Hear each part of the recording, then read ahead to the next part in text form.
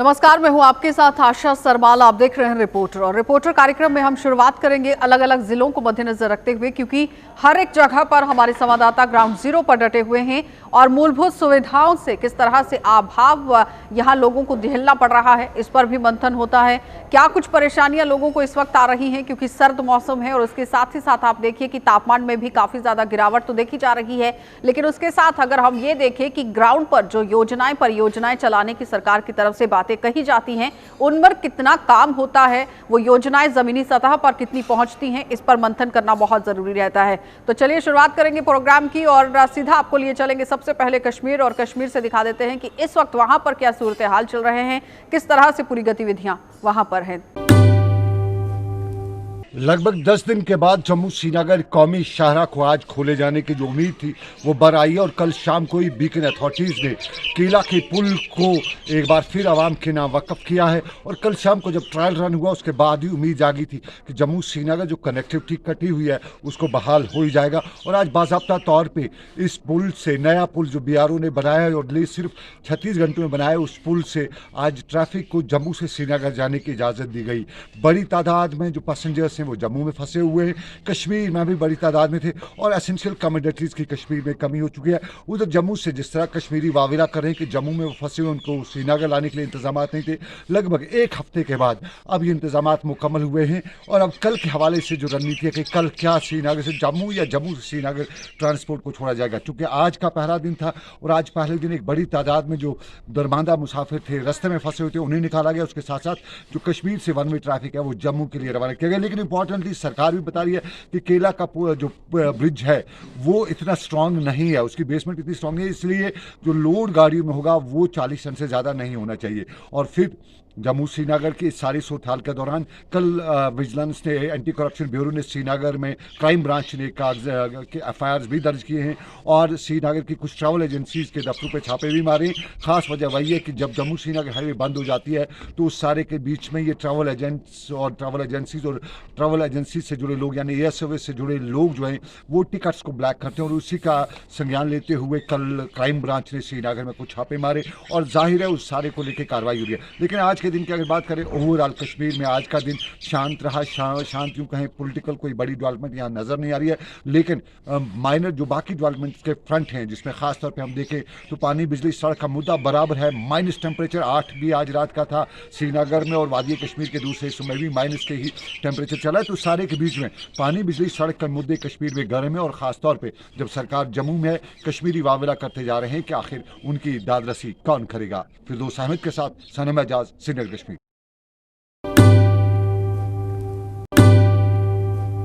क्योंकि हाईवे जब बंद हुआ तो हाईवे बंद होने के बाद कहीं न कहीं वादी कश्मीर के अंदर हमने देखा था कि जो एसेंशियल कमोडिटीज की वो कमी हो गई थी। अगर जहां हम बात करें, हाईवे रेस्टोरेशन का काम चलता रहा, लेकिन उसके साथ साथ BRO की मदद ली गई। जो बैली सस्पेंशन ब्रिज है केला मोड़ के मकाम पर, उसकी कंस्ट्रक्शन हुई और कल रात लगभग 7 बजे के करीब, शाम देर गए, जो है उस कंस्ट्रक्शन जो बैली सस्पेंशन ब्रिज की थी वो कंप्लीट हुई और जो स्टैंडर्ड व्हीकल्स थे उन्हें चलने की इजाजत दी गई। आज की अगर हम बात करें तो आज भी स्टैंडर्ड व्हीकल्स को चलने दिया जा रहा है। लोड कैपेसिटी की बात करें तो BRO की तरफ से यह बताया गया है कि उस ब्रिज की जो लोड कैपेसिटी होगी वो 40 टन रिवाइज्ड होगी। तो अब कहीं ना कहीं ये चीज तो क्लियर हो रही है यहाँ से कि जाने बिलो देन 40 टन जो भी गाड़ी वहां से, हालांकि ये चीज भी बताया गया है कि only 1 vehicle allowed at a time, एक टाइम पे जो है उस पुल पर से एक ही गाड़ी क्रॉस होगी और उसका भी वेट 40 टन से कम होना चाहिए। तो कहीं ना कहीं अब देखिए, पहले हमारे पास उम्मीद भी नहीं थी, लेकिन अब एक उम्मीद की किरण है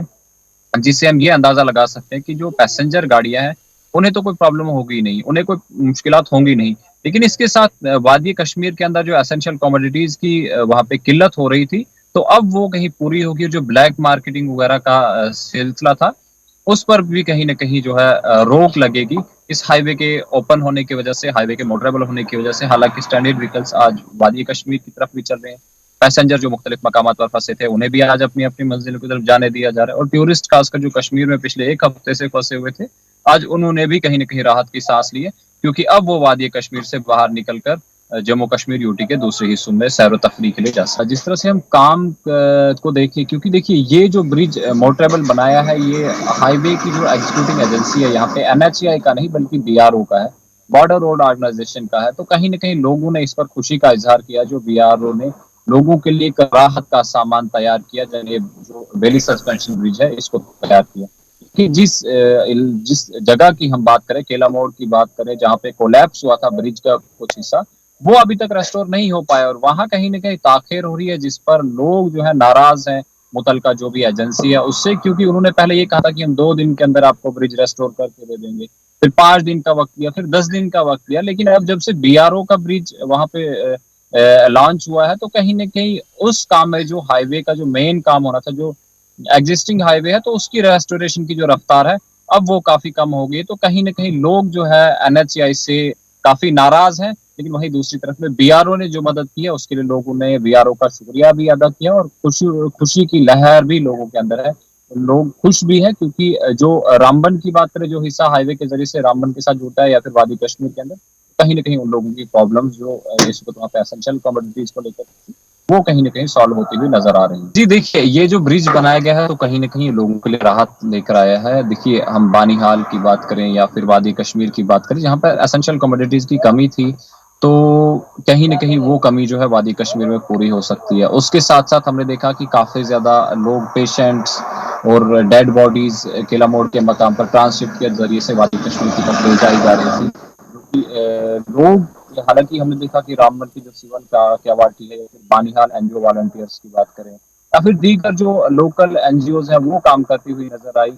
लेकिन दूसरी तरफ देखिए, हम ये चीज भी कहें कि जब ये ब्रिज बनाया गया तो लोगों के लिए राहत है, जो स्टैंडर्ड व्हीकल्स के ड्राइवर है, पैसेंजर्स है, उनके लिए राहत जरूर लेकर आया है ये ब्रिज।